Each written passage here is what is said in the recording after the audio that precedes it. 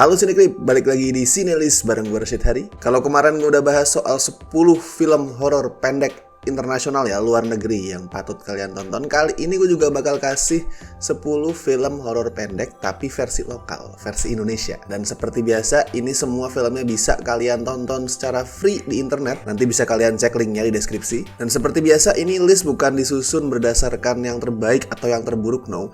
Ini bukan bagus-bagusan, ini bukan ngeranking, gak akan representatif, gak akan valid misalkan gue bikin ini sebagai list terbaik gitu, enggak. Karena film pendek itu banyak banget. Dan sekarang gak cuman ada YouTube, ada juga Vidsi dan lain-lain. So gue belum nonton semuanya. Gue yakin banyak banget short horror Indonesia yang bagus yang gue lewatkan di list ini. Jadi list ini akan gue susun berdasarkan abjad, urut abjad, karena sifatnya cuman kasih rekomendasi, cuman berbagi. Dan misalkan kalian punya versi kalian sendiri yang belum di-mention di list ini, bisa kalian tulis di kolom komentar. Oke, dan langsung gue mulai untuk list 10 film horor pendek Indonesia yang perlu kalian tonton. Yang pertama ada Goyang Kubur Mandi Darah. Nah, ini film legend, ini The Legendary Movie. Gue yakin kalian pasti udah tahu, sebuah tribute kepada filmmaker terbaik negeri ini seperti Baginda KKD yang di Pertuan Agung Nayato. Nah, ini adalah film tribute yang sangat-sangat penuh kasih sayang dan cinta. Karena mungkin ada juga yang belum nonton, jadi gue gak akan reveal sedikit pun detail soal film ini. Tonton aja langsung, kalian akan mendapati tipisnya garis batas antara bego sama jenius. Nah ini, dan begitu kelar jangan harap lu bisa dengan mudah menghapus lagunya,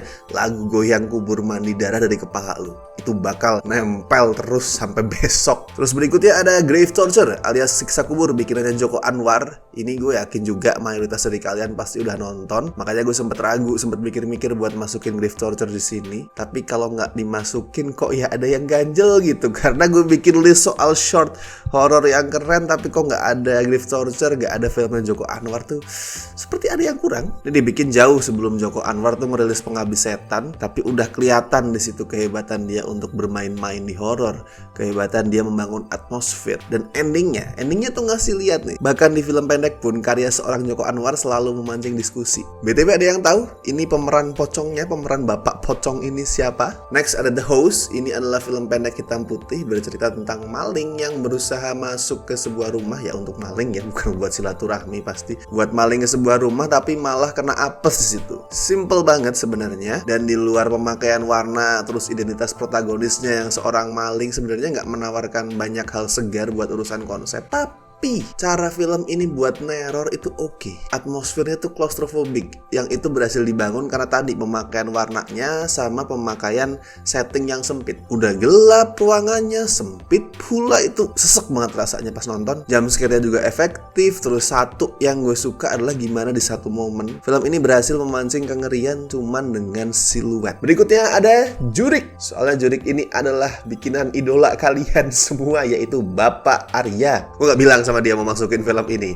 Jadi pada saat dia nge-preview ini video pasti kaget. Kenapa ada ini? Gue gak bilang sama sekali mau masukin Jurik. Tapi objektif, ini emang bagus. Ceritanya adalah tentang seorang cowok yang gak sengaja tuh baca mantra, terus akhirnya malah mantra itu memanggil demit, memanggil jurik. Sederhana tapi bisa dibawa ke arah yang gak terduga. Mungkin bukan yang paling serem ya di daftar ini, tapi urusan storytelling Jurik ini yang paling bagus. Unik, kreatif, playful. Terus gue mikir kayak gini, mungkin pemikiran gue agak berlebihan ya, cuman pada saat dulu banget pertama nonton film ini, yang gue pikirin adalah gini kayaknya misalkan Quentin Tarantino itu nge-remake Evil Dead. Lanjut ada Payung Merah aka Red Umbrella. Ini nampilin Rio Dewanto dan Atika Siholan beberapa tahun sebelum mereka resmi menikah. Rio tuh jadi supir taksi yang masih narik malam hari, itu mau pulang, terus dia ketemu seorang cewek, si Atika, yang pakai payung merah di tengah jalan sendirian. Terus dia tawarin untuk naik taksi dia. Ini disutradarai sama Edward Gunawan dan Andri Chung. Andri Chung tuh yang bikin Kenapa Harus Bule dan juga sempat ngedirect sekitar 6 episode kalau nggak salah dari Suka Duga Berduka. Daripada full horror, ini lebih ke arah cerita dengan elemen supernatural sih.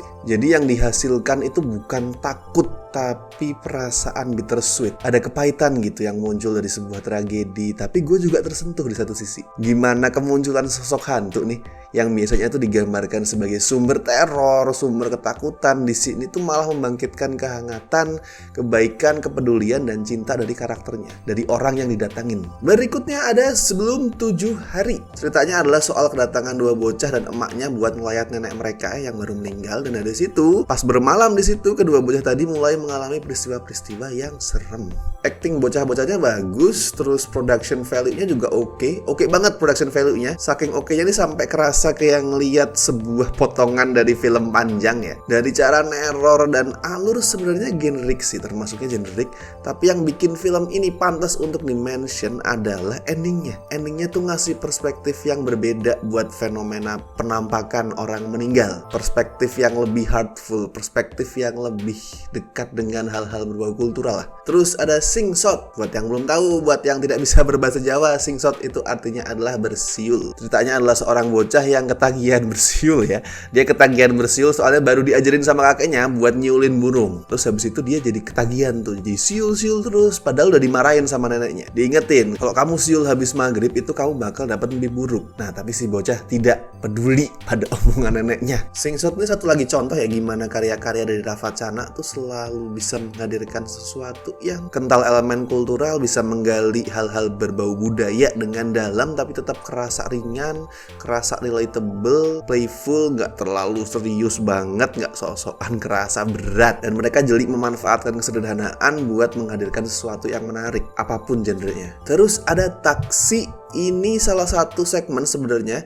dari horor omnibus Fish Fix 6 yang rilis tahun 2011. Tapi Taksi ini juga dipublikasikan secara individual. Maksudnya nggak selalu diposisikan sebagai salah satu segmen film panjang, tapi juga sebuah short yang berdiri sendiri. Dan buat gue ini adalah segmen terbaik di Fish Fix. Premisnya tuh mirip sama Payung Merah tadi. Settingnya malam-malam, terus ada cewek yang sendirian pulang malam, kemudian ada sopir taksi mendekat, terus nawarin buat naik, buat diantar. Premisnya emang mirip, tapi vibe-nya berlawanan 180 derajat berbeda. Ada double twist, klimaksnya brutal, berdarah-darah, dan satisfying. Seru banget, makanya gue bingung. Arianji AZ sama Nadia Yuliani ini yang jadi sutradara film ini sekarang kemana? Dengan karya sebagus ini, gue pikir tuh mereka bakalan kemudian dapat kesempatan untuk direct film panjang atau film-film pendek lain yang juga punya kualitas yang oke. Tapi gue gak pernah mendengar mereka, atau mungkin simply mereka menemukan karir lain, gak tahu. Tapi intinya directing mereka tuh bagus. Salah satunya itu di momen yang ngingetin gue sama salah satu thriller favorit gue sepanjang masa, yaitu I Saw the Devil. Momen dalam taksi yang jago banget mainin kamera movement buat membangun ketegangan walaupun settingnya sempit banget. Berikutnya ada Under Wraps. Ini sangat simple, cuman 2,5 menit juga, tentang bocah-bocah main petak umpet menjelang maghrib. That's it. Simple banget tapi cukup efektif buat memainkan kepercayaan soal maghrib. Kalau maghrib kan gak boleh main tuh, gak boleh di luar, nanti ketemu hal-hal yang tidak masuk akal gitu. Nah, ini cukup efektif menggali kepercayaan itu, terus memunculkan juga kengerian soal main petak umpet. Asli pas kecil gue takut main petak umpet. Pas lagi sembunyi takut karena kapan ketahuan, tapi pas lagi jaga lebih takut tuh. Soalnya nggak tahu teman-teman gue sembunyi di mana. Gue berasa sendirian. Gue berasa waduh ini kalau nggak ketemu nih gue sendirian terus. Nah, ketakutan seperti itu yang berhasil diwakili sama Under Wraps dengan cara yang nggak terduga. Terakhir ada Yours Truly. Ini premisnya unik tentang cowok yang introvert tapi kerjanya tuh jadi kurir pengiriman bunga. Bukan kurir biasa nih. Kalau misalkan si klien cuman minta bunga, ya udah dia datang nganterin bunga.